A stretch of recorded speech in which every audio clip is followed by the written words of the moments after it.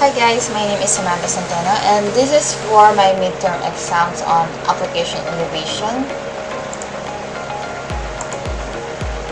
Okay, so we are done with the web browsing. Let's go ahead and go to the topic of internet security. This will be my last topic for the midterm exams. Okay, let's click start. So for this one, we will have three exercises. The first one is common threats on the internet. The second is implementing anti-malware practices. And the third one is running an anti-spyware application. So after completing this lab, you will be able to learn about malware, about social engineering, explore and gather information for social engineering, learn about the denial of service or DOS attack, learn about the distributed denial of service attack, about zero-day man-in-the-middle attack, the brute force attack, the dictionary attack, the rainbow table, the spoofing attack, internet safety guidelines, use Windows Defender, use an online anti-malware scanner, explore Internet Explorer browser security features, install anti-spyware, run super anti-spyware. So the objectives of this exam is to cover the common threats, internet safety guidelines, types of malware, and malware prevention. Okay, so let's click next.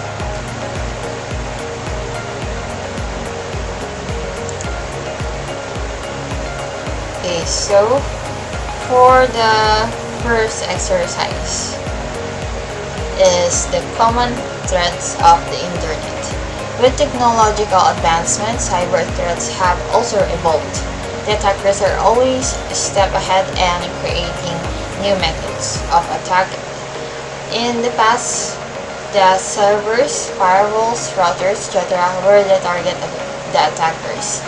In the last few years, the target point has changed to the weakest link in cybersecurity, the end user, which is us. There are two different types of end users: personal users and business users. The damage to each differs, but the method of attack are usually the same. For example, social engineering is one of the most common methods of attacking the end user. In social engineering, someone may pretend to call from a bank or ask the police and try to ask you for personal information, which is then used in the attack.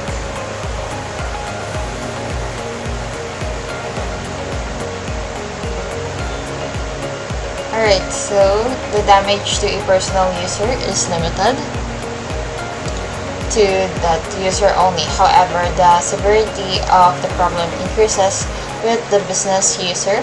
The entire organization is at risk if the attack on the personal user is successful. This is because the attacker, once he or she gets inside a network, can use the privilege escalation method to gain control of the network beat or can steal data. In reality, most of the time, the users are unaware of security issues or have not been appraised. Most organizations treat cybersecurity as a technology problem. A large sum of money is invested in the technology to safeguard the networks and its devices. However, the weakest link, the end user, is not protected in most cases. There have been incidents in large corporations where an employee was tricked into revealing the user account information, and attackers used the information to target the entire network. Even if an organization invests heavily in putting up the best defense systems to tackle the cyber threats, they must also train the end users with the basic practices to handle cyber threats. User mistakes are one of the major security concerns today. The majority of cyber attacks are possible due to the human error. This fact highlights the importance of educating the end user about data security. It is necessary to educate end users about some of the key aspects of system security: the social engineering, password protection, device security, physical security. Alright, so let's go ahead and do some hands-on on this one.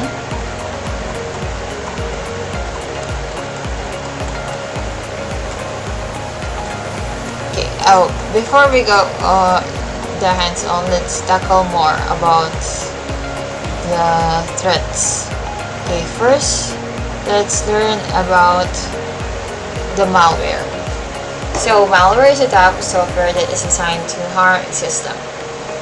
Malware can cause the following, which is the system lockups, system slowness, application crashes, application generating unexpected output.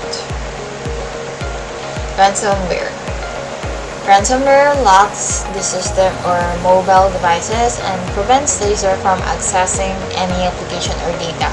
The user is then demanded ransom for unlocking the system or mobile device. The data on the system is encrypted by the ransomware and prevents the user from accessing it. To give access back to the user or to decrypt the data, a ransom is demanded. Unless the ransom is paid, access to the data will not be granted. If the data is encrypted, it will not be decrypted back. Okay, so there are three key types of ransomware. First is the scareware. It's the type of ransomware, like the pop-ups, are displayed on the user's system. The pop-ups state that the user system has been infected with malware, and the end user must pay to remove the malware. If the user does not pay, then the user's system is bombarded with pop-ups. User's data is not at risk with this kind of ransomware. The next one is screen lockers. In this method of ransomware, the screen is locked at the time of system boot up. The screen typically displays a message from the FBI or some legal entity. The message includes a warning that illegal activity has occurred on this system and the user must pay a fine. The third one is encrypting ransomware. In this method of ransomware, the user's data is encrypted. A message is displayed that data is now encrypted and the user must pay ransom for decrypting the data. The payment is generally demanded in the cryptocurrency. Okay, so next is the Trojan.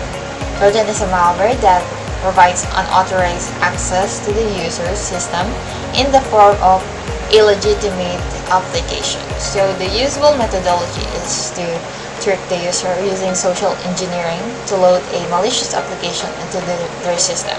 After the malicious application is loaded to the user system, the attacker gains unauthorized access to the system. Usually the Trojan is an attachment sent via email.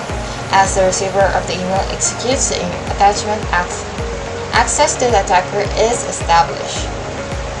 Once this is done, the attackers can perform various activities such as delete data or gain backdoor access to the system. So there are different types of Trojans, and some of the commonly used are backdoor, exploit, and rootkit. The virus. A virus is a piece of code designed to cause changes to the way a particular application behaves. A virus can insert its code into the application or attach itself to the application. When the infected application is executed, the virus is triggered. If the infected application is not used, then the virus remains quiet and does not execute. When the virus is triggered, it can cause damage to the system and such as destroying data. Different types of viruses can behave in different ways, such as stealing data, stealing passwords, perform keystroke logging, looking data, and sending spam emails to several contacts. Okay, so the botnet. The term botnet is a combination of two terms, robot and network. Essentially, it is a network of bots which are Trojan infected. Computers that are controlled by the attacker In a botnet, several hundreds of thousands of computers are controlled and used for malicious activities such as distributed denial of service attacks, DDoS. The systems in a botnet are known as bots, which can be systems or networks of ISs or combination of both, and are connected to a master server. Once the master server has control over the system, the owner of the botnet can use to perform various activities. Some of these activities are performing the attack to bring down servers and websites, spamming millions of users on the internet, displaying banner ads in users' web browsers that are designed and targeted at them. Not all botnets are malicious. They can also be used for good purposes such as relay chat. Right, so there is Worm. Worm is a piece of malicious software which will duplicate itself on one or more network systems. It is designed to replicate itself, creating multiple copies. Such a software could reside on a system or traverse over a network. If the quantity of worms reside on a system becomes too high, it could impact the performance network. Then it would consume the bandwidth of that network. Worms do not perform any malicious activity as other types of malware would. However, their presence in large quantities affects the system and or network performance. Spyware. Spyware spies on user behaviors or data. Spying the user's behavior could mean observing their surfing habits, etc. When it comes to spying on data, it could mean credit card information, authentication information, etc. Spyware could be sent to the user's system along with legitimate software. Although spyware is not a part of that particular software program, the core intent of the spyware is to gather confidential information such as passwords and send the information to the attacker. Let's learn about social engineering. Social engineering is an act getting the people to perform an activity such as revealing information. People are made to believe that they are doing harmless activity. However, the true consequences of that activity are hidden from them. Social engineering is carried out by attackers for various reasons. For example, gathering confidential information, gaining unauthorized access to a protected area. By using this gathered information or by gaining unauthorized access, the attacker then performs activities that are harmful to user. Social engineering is all about understanding an individual's psychology and using a systematic way to influence people so that they reveal their personal or confidential information. It can involve misleading a person to believe that he or she should reveal the information when asked. In simpler terms, the attacker manipulates the situation and words to gain access to information for their own benefit.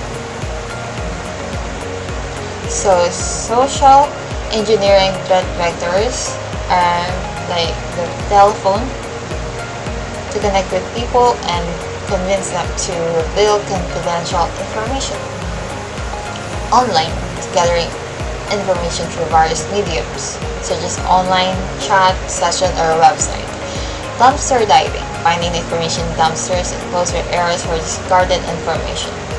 Shoulder surfing, looking over someone's shoulder for information while he or she is working on their computer. Reverse social engineering. An attacker would have already done reconnaissance using methods such as social engineering. It is a method in which the attacker convinces the user to call him or her back. Persuasion, convincing someone to provide confidential information.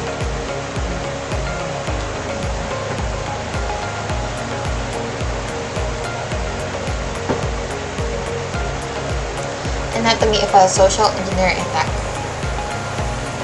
There is the information gathering, knowing basic details of your target, simply name and email address.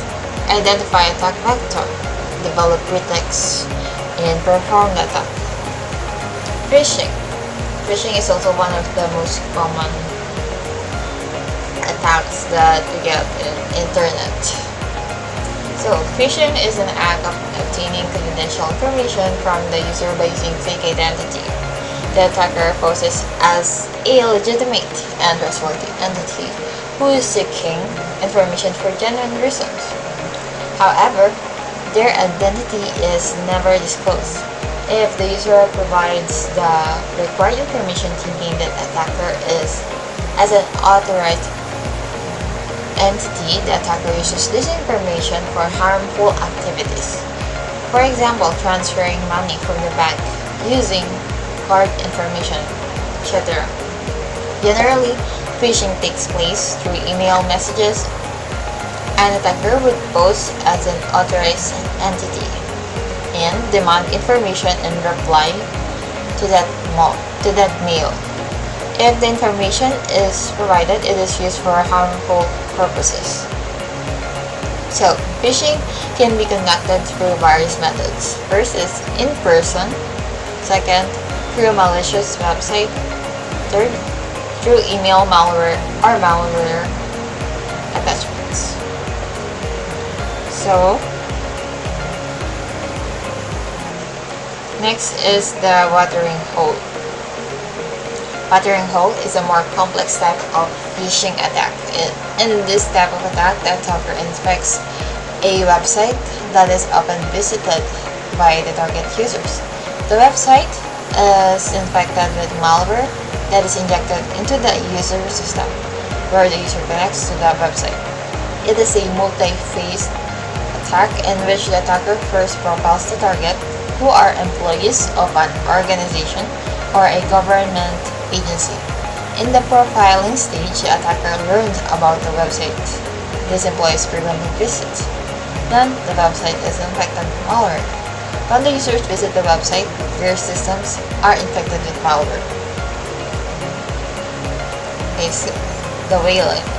So it is similar to phishing and spear phishing, but the size of the target is much bigger. Whale phishing is meant to target high-profile candidates such as CEO or CIO in an organization, or maybe a well-known and established person such as a film star. High-profile people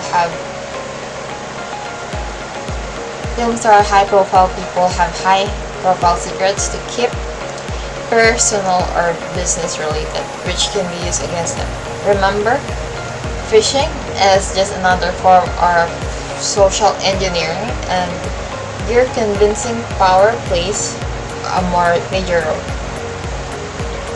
The attacker may create a sense of urgency in an email and force a person to click a URL embedded in the email. Okay, so spear phishing, unlike phishing, targets only specific individuals and companies.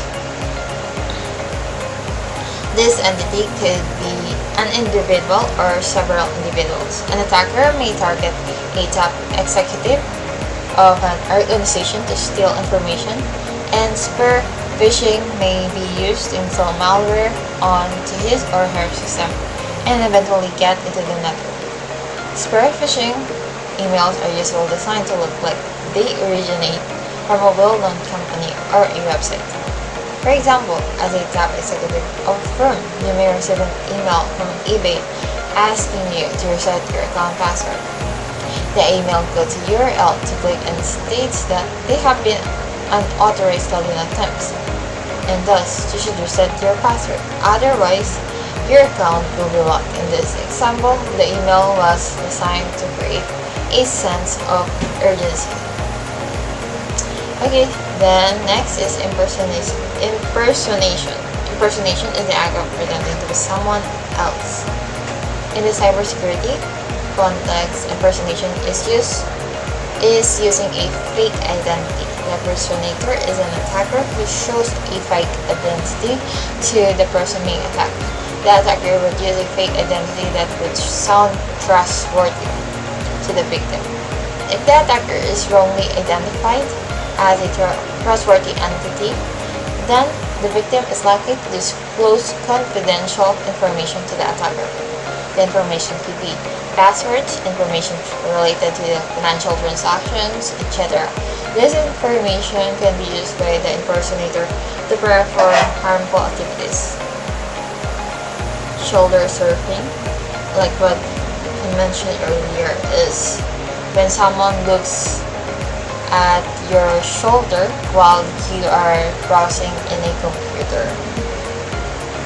Okay, so meaning they are checking what you're doing in the computer, their activities, whatever you're typing on your computer. So next is the tailgating. Tailgating is an act of gaining unauthorized access. Such access is gained by following the user of software or hardware. And a tailgating, the attacker usually takes undue advantage of a legitimate user. One way of tailgating could be accessing the live session of the user who has not logged out properly. Another way could be gaining unauthorized access to an ongoing user session. Dumpster diving, as I mentioned earlier, it's something that's been gathered from discarded information. So the information that's been in there has been gathered by people and use those information for their own sake. So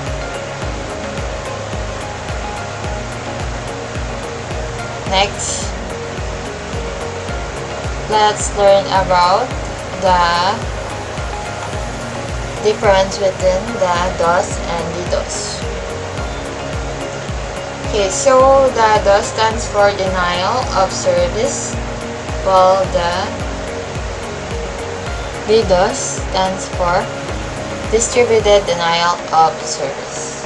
So the DOS attack typically uses one computer and one internet connection to flood a targeted system of or resource. On the other hand, DDoS attacks are launched from multiple connected devices distributed across the internet. Such multi-device frauds are generally harder to deflect, mostly due to the sheer volume of devices involved. Unlike single source DDoS attacks tend to target the network infrastructure in an attempt to saturate it of their execution. Broadly speaking, DDoS attacks also are launched using custom written scripts or DOS tools. Example, low orbit ion cannon. While DDoS attacks are launched using botnets, large pools of connected devices. Okay.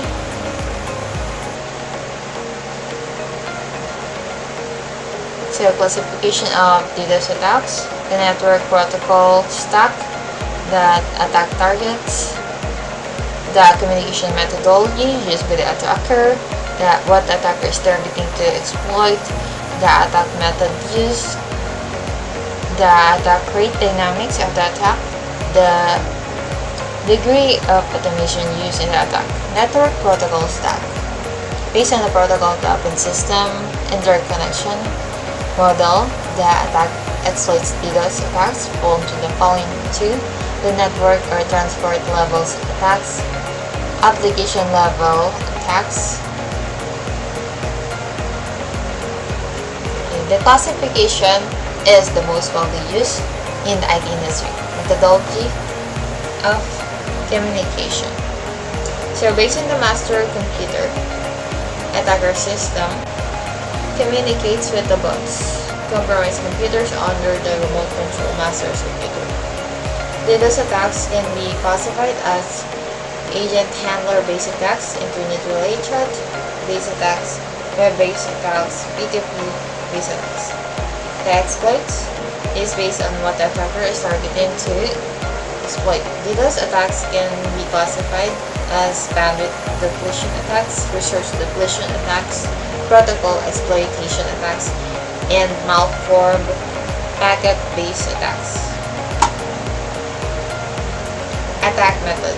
One way of classifying DDoS attacks is based on the kind of attack method used, which is the flooding attacks and logical attacks. Attack rate dynamics. Depending on the attack rate dynamics, DDoS attacks can be classified into constant rate and variable rate. Degree of automation. DDoS attacks and find vulnerable computers on the internet, exploits the vulnerability, and recruits them to bots or zombies. These bots are used to launch an attack on the target. Based on the degree of automation used in each phase, DDoS can be classified as manual, semi-automatic, and automatic. So the first task will be explore the gather information for social engineering. Let's go ahead and open the club window.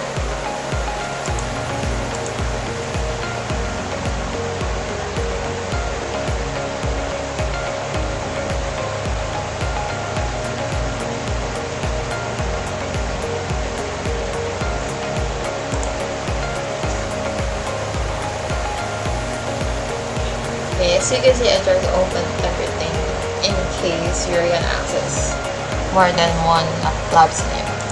Okay, open it. So let's click the Internet Explorer in the taskbar. Just wait.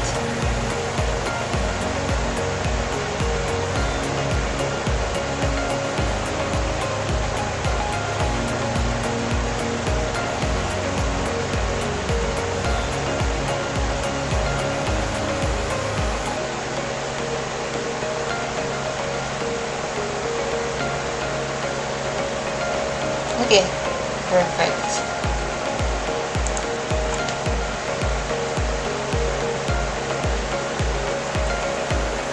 Okay, let's type this on the address bar.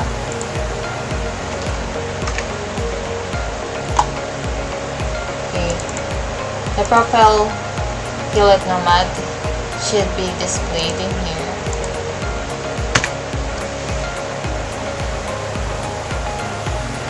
Okay, here. This page publicly displays the recent activities regarding his life. Notice that Philip is front-end software engineer and has 1,325 followers.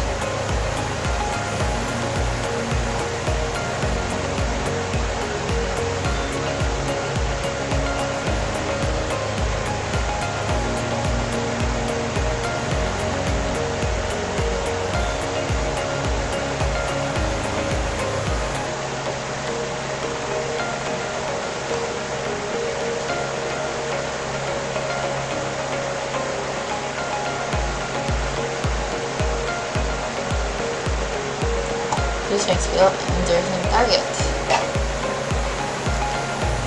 You can see the followers actually. Okay, so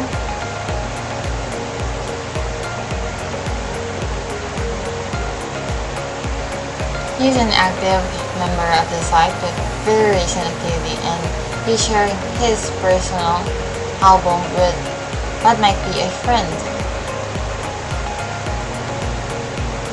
You can see that Philip is married, noticing the type of clothes on the wedding day, background location, and if where employees were invited might be key pointers for information gathering. Comments on the page indicate that two friends, John and Alexis, are close enough to Philip to comment on his picture.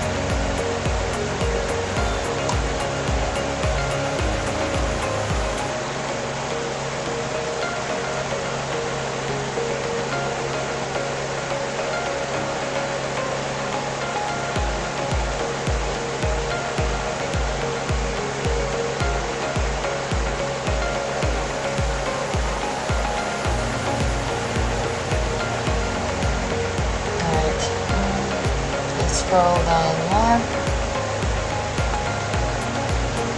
Interestingly, Philip's car has broken down. This might be Very useful piece of information for the attacker. The attacker could begin impersonating Philip's personal life by contacting the car garage about the vehicle.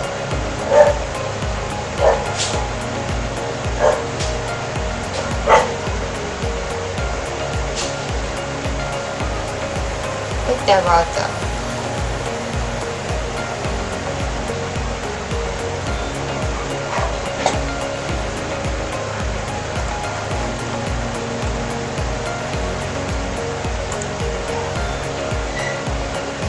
About hub. So Philip has included his phone number,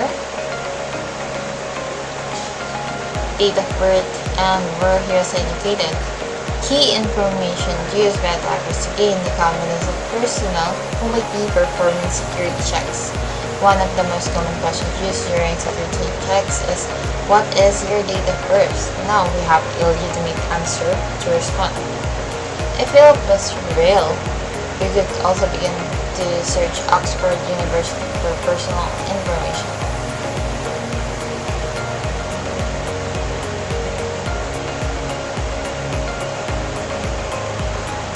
Alright, so his past working experience include in HP and Costa. Again, we could search the HP site to see what details come up about Philip. It might lead an attacker to more useful information to convince an IT department that Philip needs his password changed, and can they do that for him? Another piece of the puzzle is a possible home location based in Kingston upon Thames. Often mobile software populates image or post details of the user location at the time of posting. Now, let's now take the album.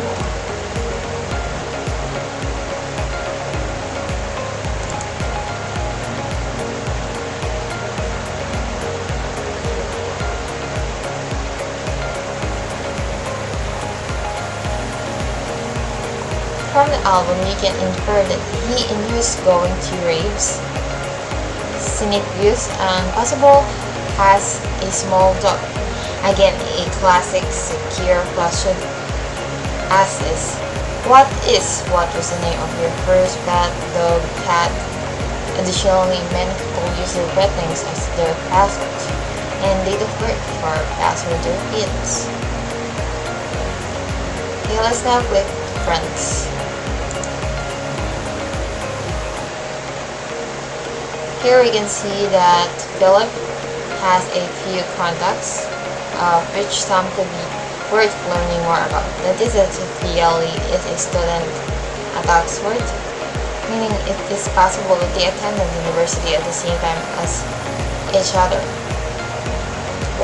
Robert Cook is a photographer.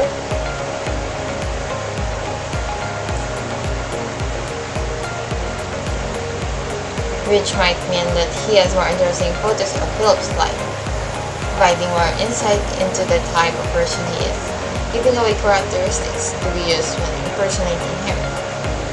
Now scroll down further to explore Philip's friends.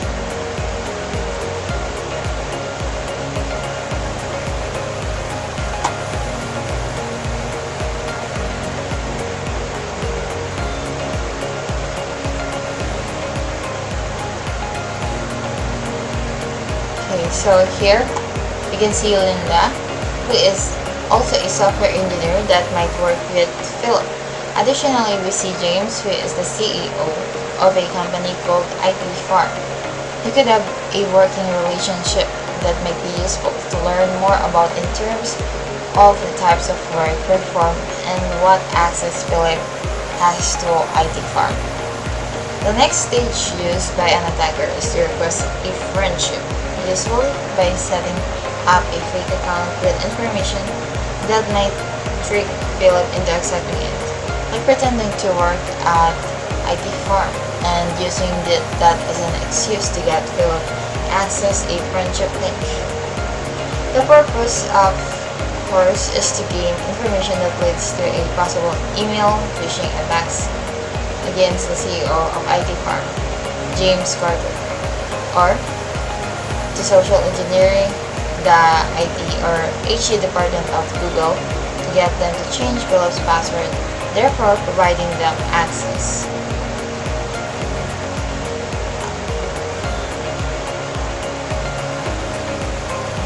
Let's learn about zero-day. The problem with vulnerability is that if it is discovered before the software companies do, it is prone to zero-day attack.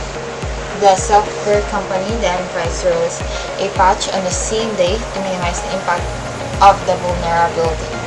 A number of security measures are taken when a software product is developed, but it still could have some security loopholes. An attacker takes advantage of these loopholes by exploiting and gaining unauthorized loopholes are unknown to developers of a software product. Such loopholes are noticed only when the software system is attacked. When the software system is attacked, developers of the software analyze the attack and then try to find out how the attacker gained access. As a result of the analysis, a security loophole is discovered. The day when the loophole is discovered is called the zero-day. Once a loophole is discovered, software developers begin to search for a solution. Once developers manage to find the solution, they pass it on to user. Considering the loophole mitigation sequence, the software system is most vulnerable zero-day.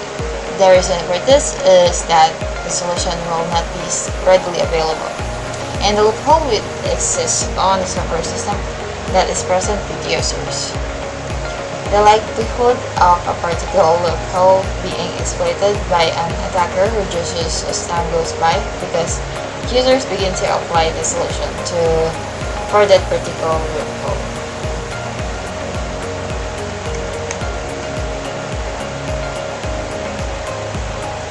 Okay, let's learn about man-in-the-middle attack.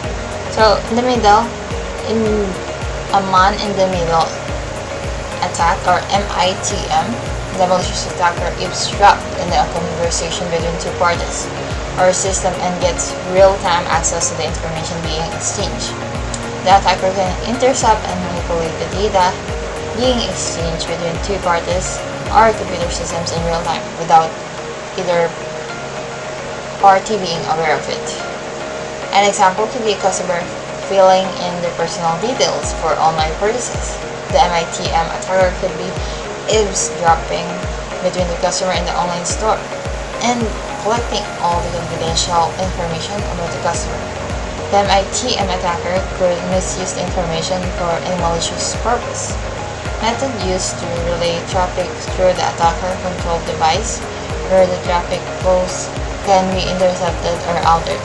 This attack is commonly used to evade authentication and intercept encrypted traffic, where the attacker can negotiate encrypted TLS sessions using target certificates. Okay, learn about the brute force attack. So the brute force method is an infallible method of cracking a password. Let us take a simple example to learn from this, to understand this. So let's say the password has to be 6 characters long, and you can use any letters in any of the 6 places. For simplicity, in this example, the case upper or lower of the letters does not make difference. Now, the possible numbers of combination would be 26 times 26 times 26 times 26 times 26 equals 308,915,776. Trying all this combination will be practically impossible for a human being, but not for a computer. Even if the password is long and highly complex with some special characters alongside the letters and numbers, a computer system can use brute force, try all possible combinations, and eventually crack the password. In this type of attack, the hacker tries out all the possible combinations of the encryption key until they find the one that matches. So if a 10-bit encryption key is used, the hacker who already knows the encryption algorithm being used and has the encrypted information tries out all the possible 1024 combinations. One of these key is bound to fit, which will give access to the data.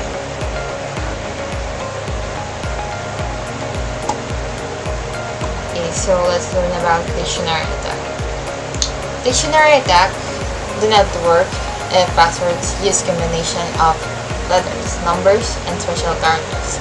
The brute force method is required for such complex passwords. However, all modern password authentication systems are programmed to not allow more than a certain number of attempts for the login. Hence, with complex password, the probability of cracking is extremely low. Dictionary attacks are attempted by an attacker with the assumption that the password is based on dictionary passwords. The attacker enters every word from the dictionary as the input to the password cracking tool. When the attacker initiates the attack, they use a dictionary-based list to crack the password. Every word in the dictionary is entered until a match is found. Once a password match is found, it is exposed to the attacker. Let's learn about the rainbow table. A rainbow table is a pre-computed table that an attacker uses to reverse cryptographic hashes which are captured from a local or remote system. A rainbow table takes the hashes as the inputs and then the plain text password is matched. Rainbow tables can be quick in matching the passwords from hashes other than the tools available. There are a number of websites that offer this as a free or commercial service. Some of websites also offer rainbow tables as commercial product to decrypt passwords.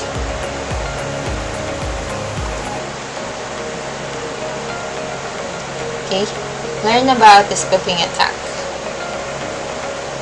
Okay, so common spoofing examples are IP spoofing, ARP spoofing, DNS spoofing, email spoofing, and MAC spoofing.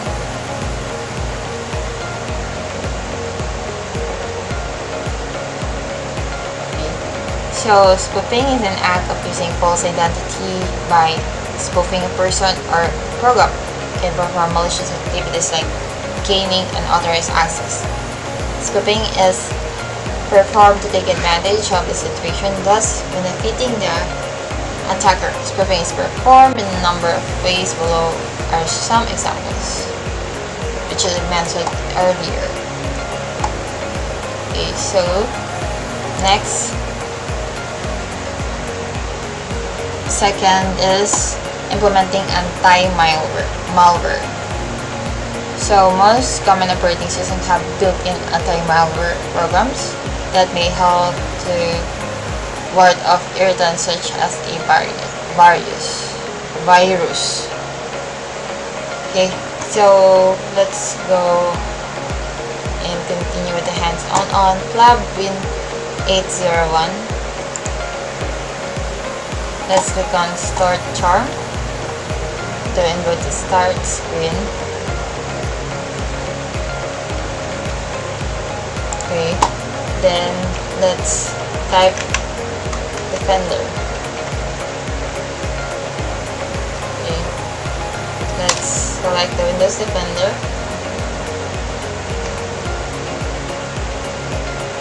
Alright, so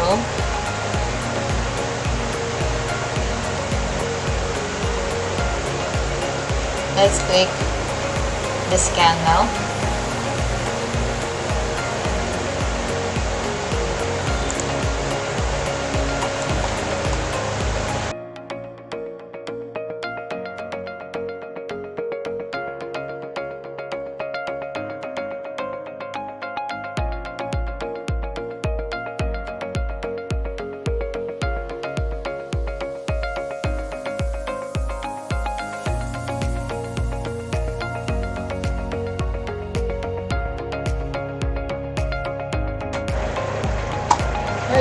So it's up to date. We're done. Then let's go to settings now. And let's select excluded files and locations.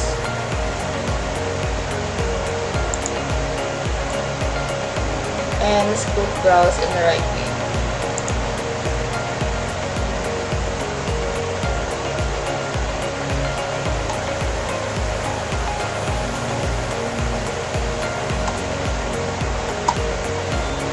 So for the size, expand local disk C and select perf logs and click OK.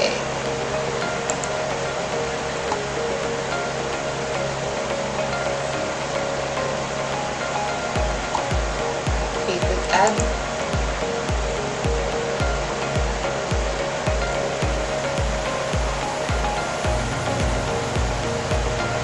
Let's save changes.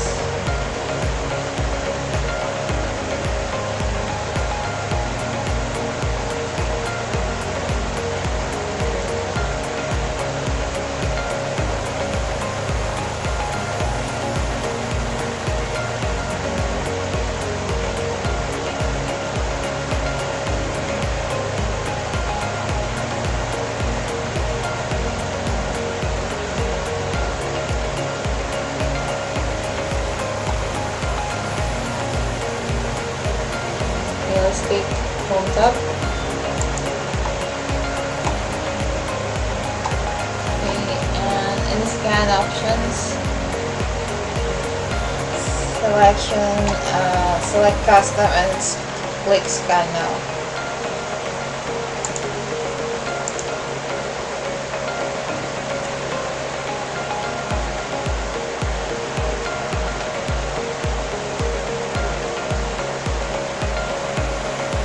Expand local disk C.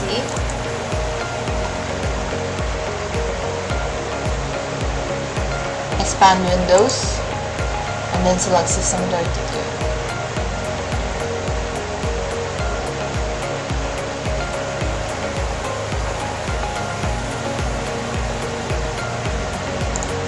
Okay, and click OK.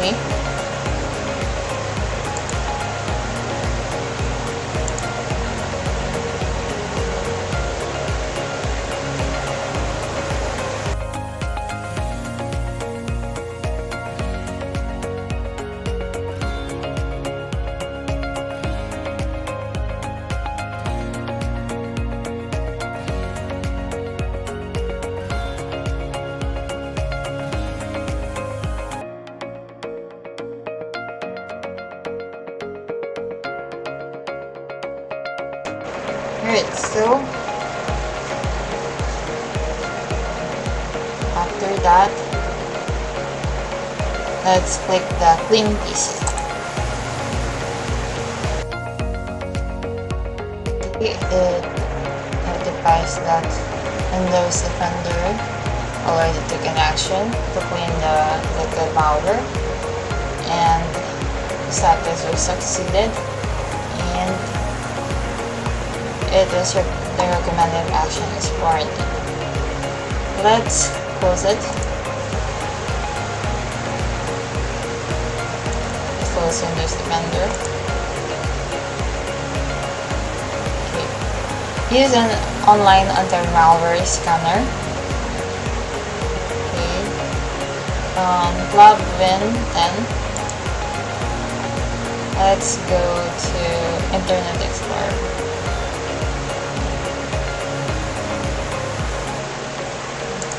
Type this on the address bar since it's already open in the taskbar. Just here.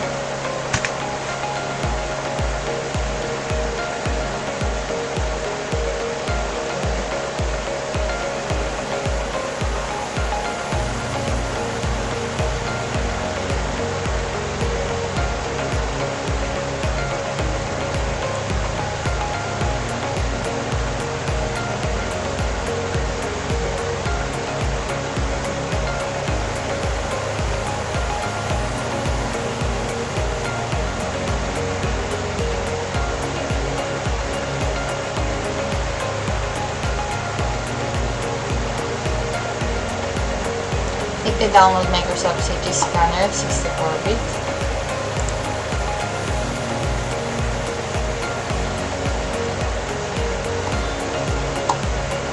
Click on run.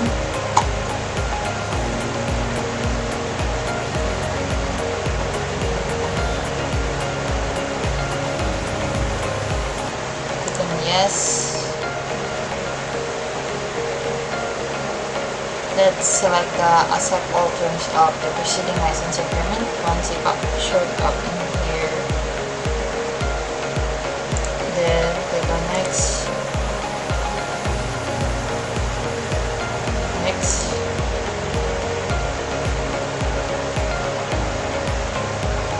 Default selection will be quick scan and click next.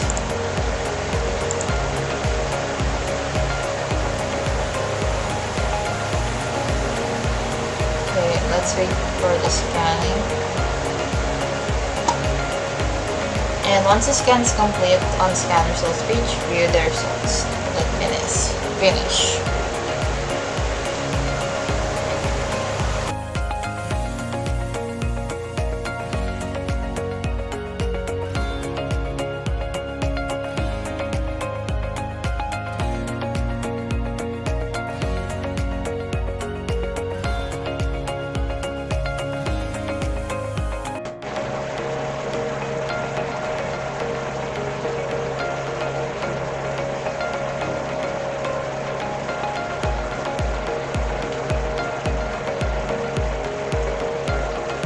Alright, let's click on finish. Next task will be to explore Internet Explorer browser security features.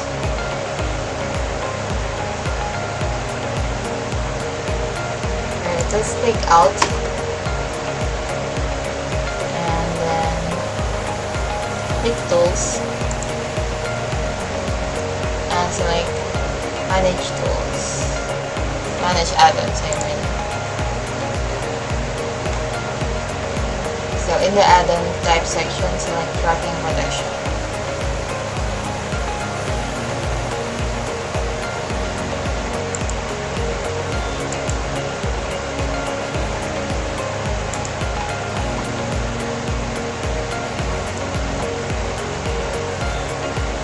Okay, under details list, it's showing us the status is disabled.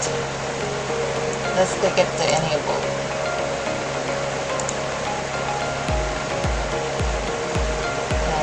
Click close.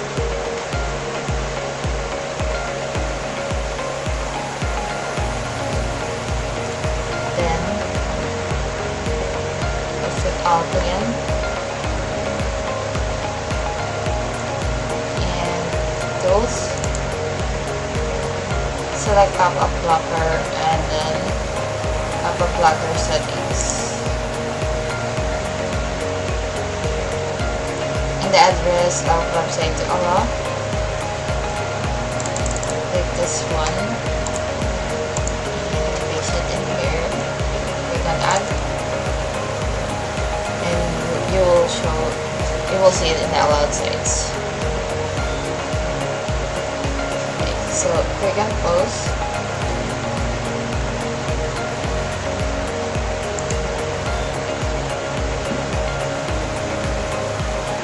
And the menu bar at the top, click tools,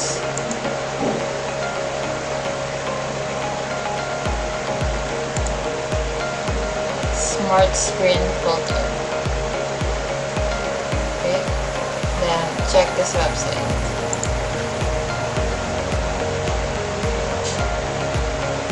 Click OK. Click OK again.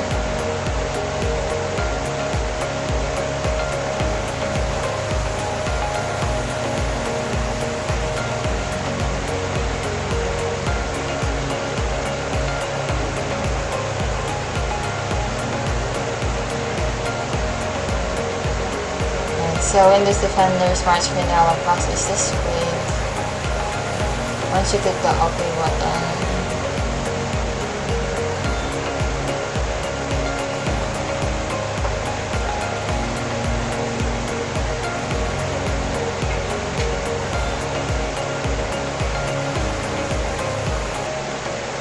combined. So let's click out again, then tools,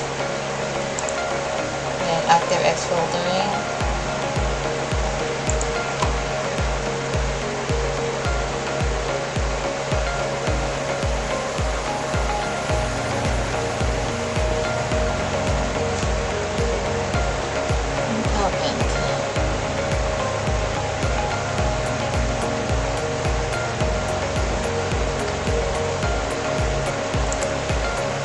active X filtering has been checked. Then tools in private browsing.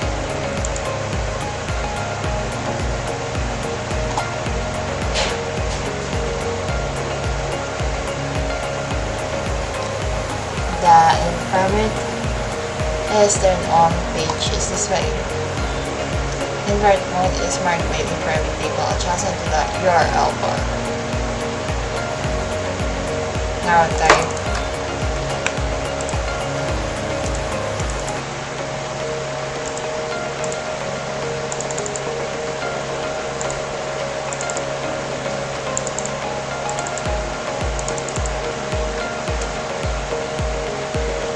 and then hit enter.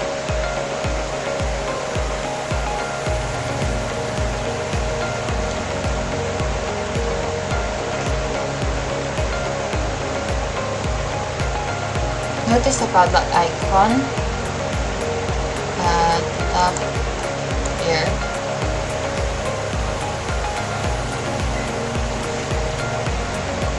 The padlock sign appears for secure websites.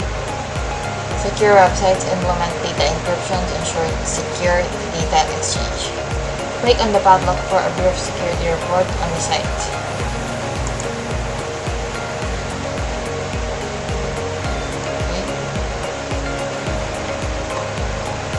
Click the View Certificates to view details of the digital certificate issued to the website.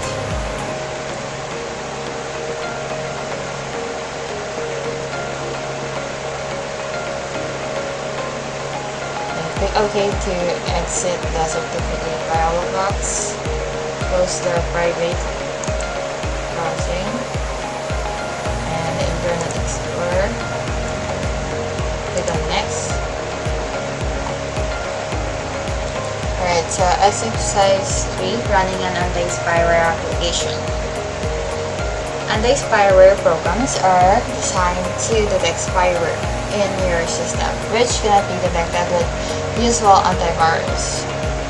Spyware is a malware that silently sits inside your system and collects your private information. Moreover, some spyware might install additional software without your knowledge or redirect your web browser to an unwanted website.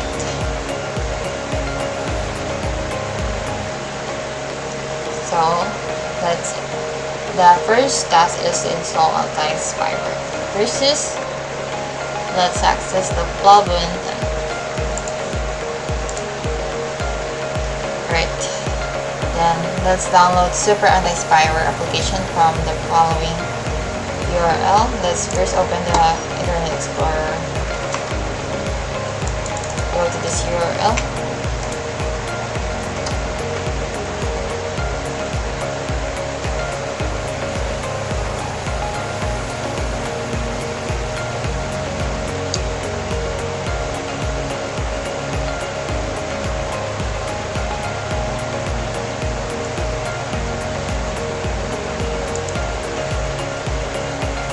Click on Save. Then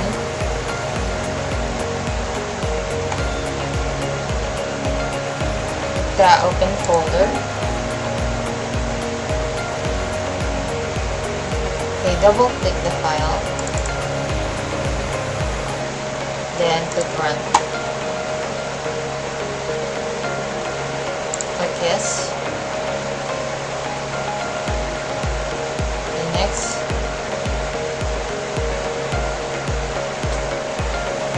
I agree.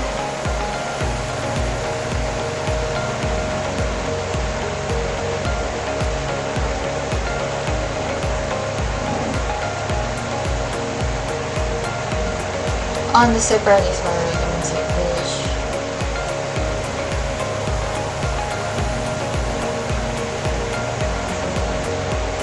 Next. Next.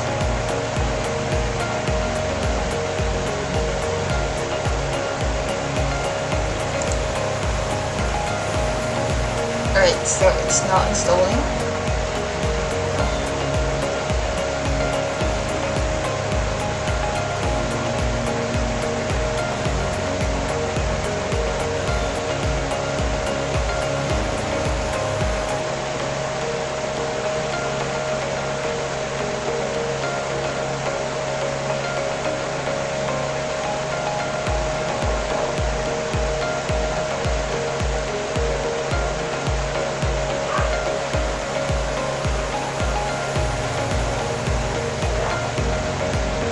For the time being, let's skip this. Skip next.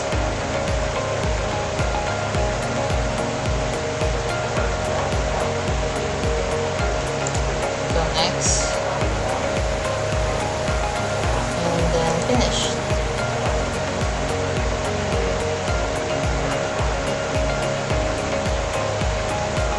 Okay, let's click start trial.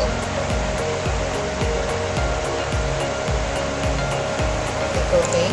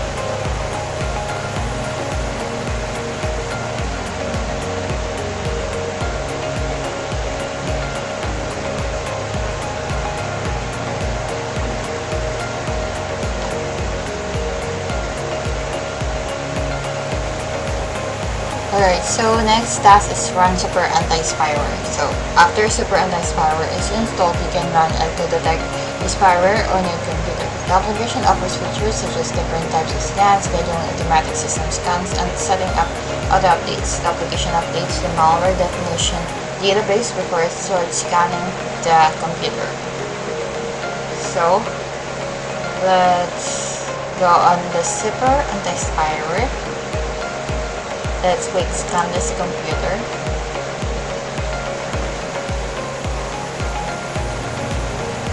Let's click quick scan.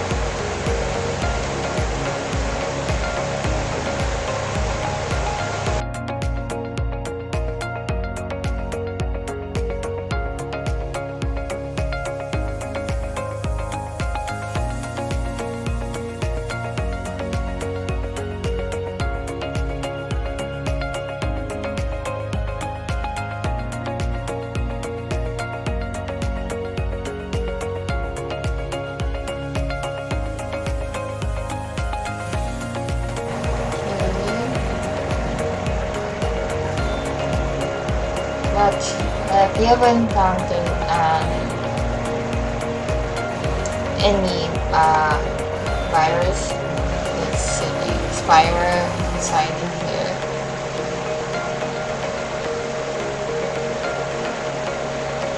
what you should do is just click the continue.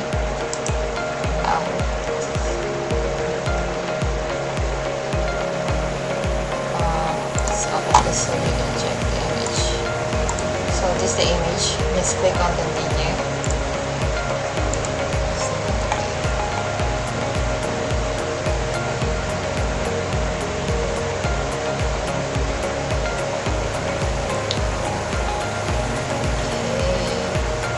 Then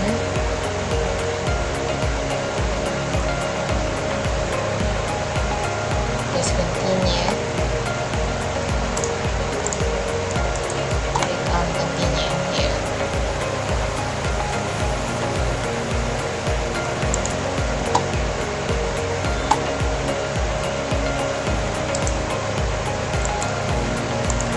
So once the expire has been removed, you can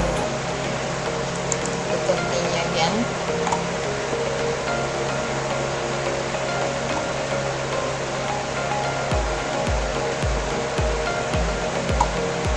Let me try again one more time. I'm showing a different result in here. Scan this.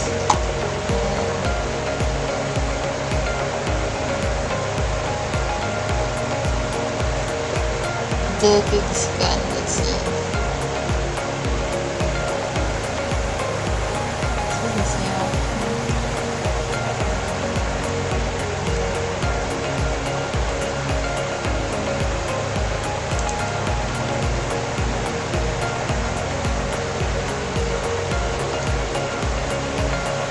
Let me try it one more time because I might miss something.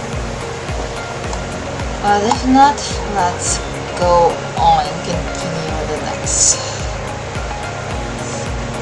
slide.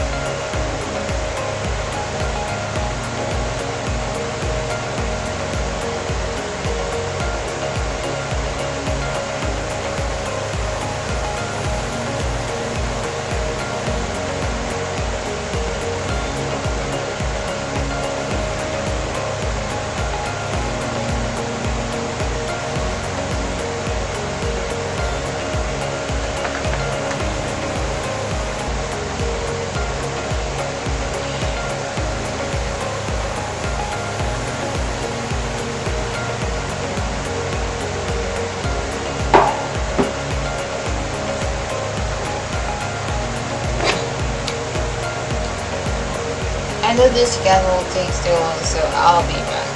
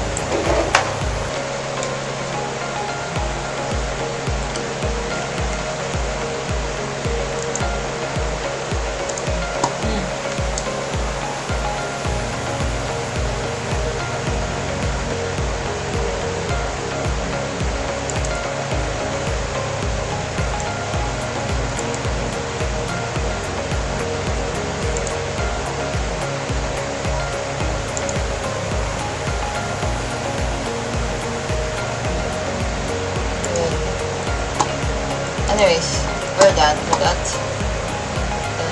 Next. Okay, and we're done with the internet security. And thank you for listening and watching my video. And hope you learned a lot from me today. Bye!